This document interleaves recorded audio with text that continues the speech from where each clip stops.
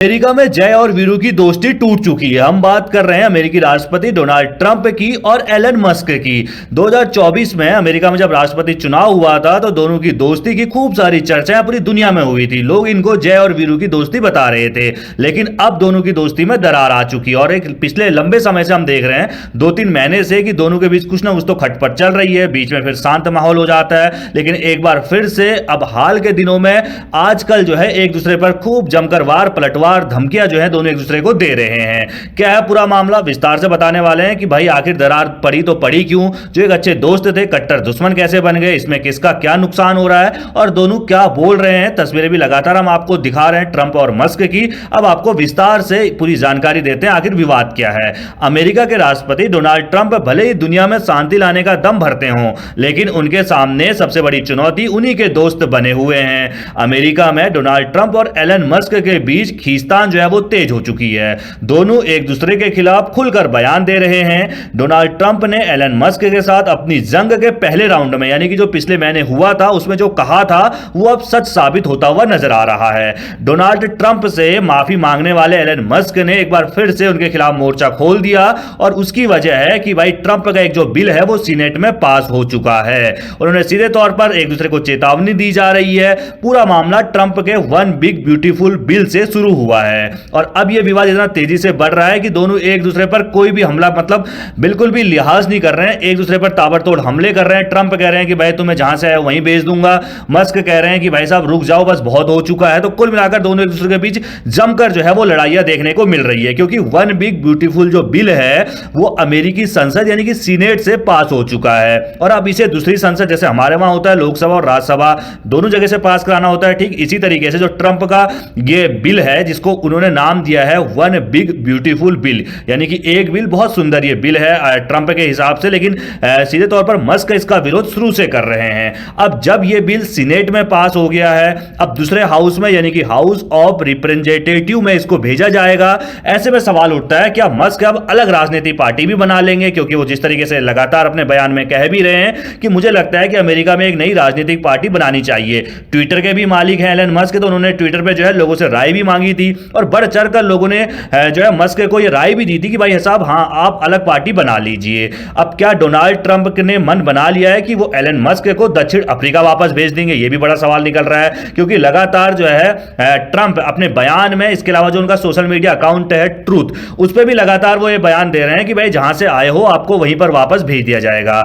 इस वजह से ट्रंप, देखो दोनों के बीच जो वार पलटवार है वो बहुत तेजी के साथ हो रहा है।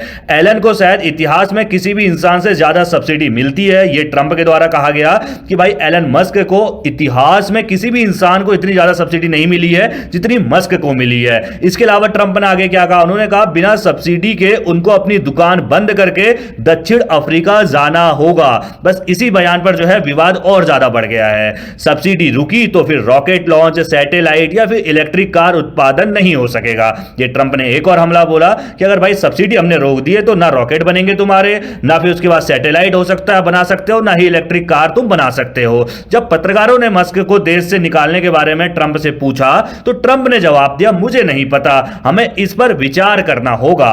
ट्रंप की यह टिप्पणी सरकारी सब्सिडी और इलेक्ट्रिक वाहन अनिवार्यता को लेकर मस्क पर तीखे हमले के तुरंत बाद आई है।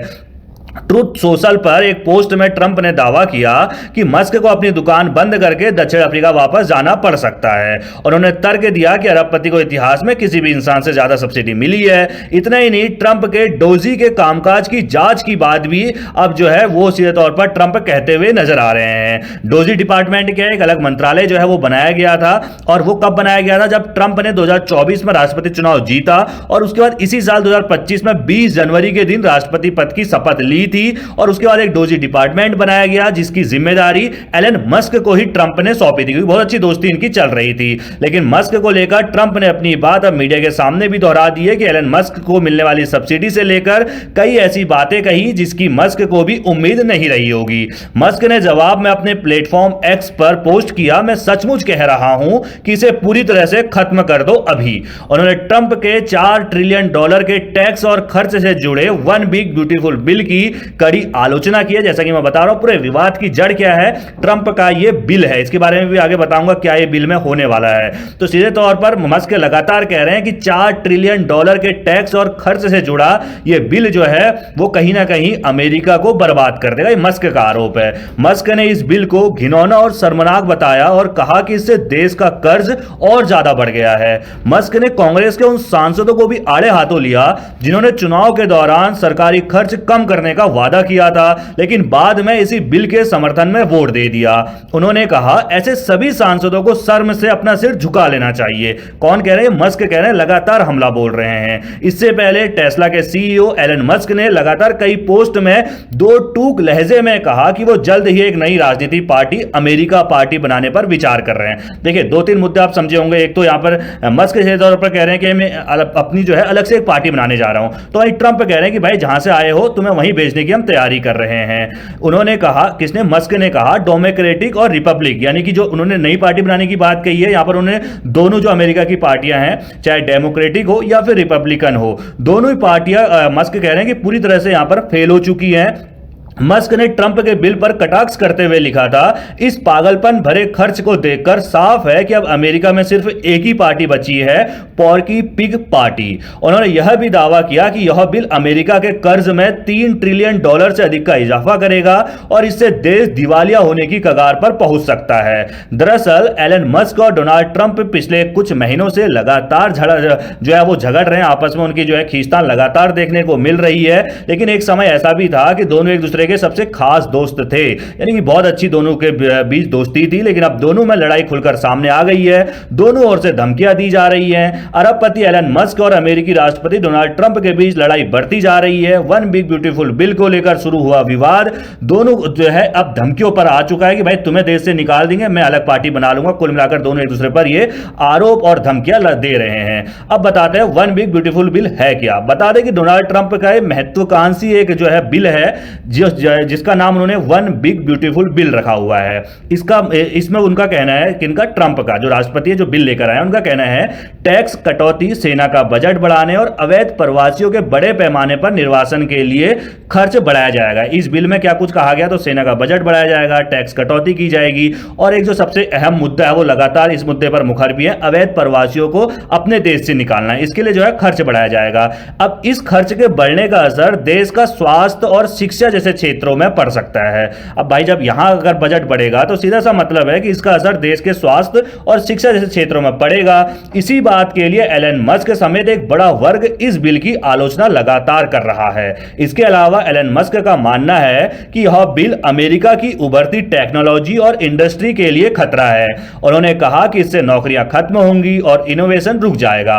इस बिल से सबसे अधिक नाराज एलन मस्क हैं, क्योंकि उन्होंने बीते साल हुए चुनाव प्रचार में डोनाल्ड ट्रंप की जमकर मदद की थी। यहां तक कि उनको अमेरिका का असली राष्ट्रपति जैसे नाम सोशल मीडिया पर मिले थे।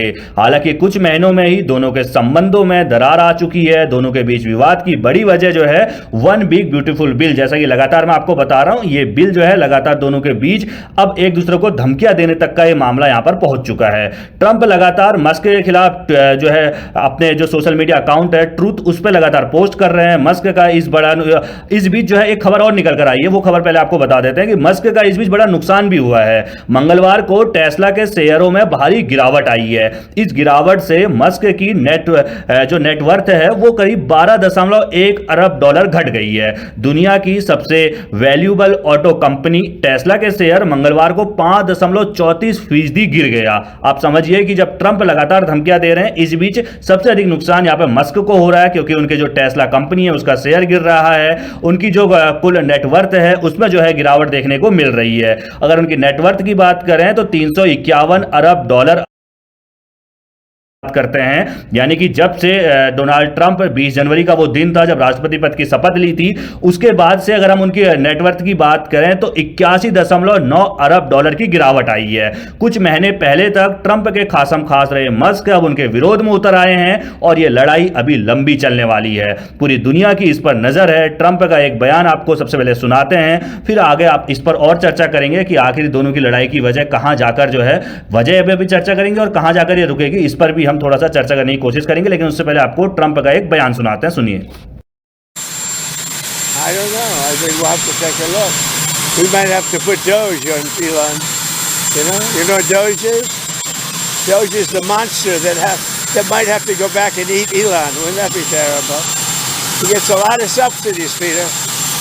But Elon's very upset that the EV mandate is going to be terminated. And you know what? When you look at it, not everybody wants an electric car.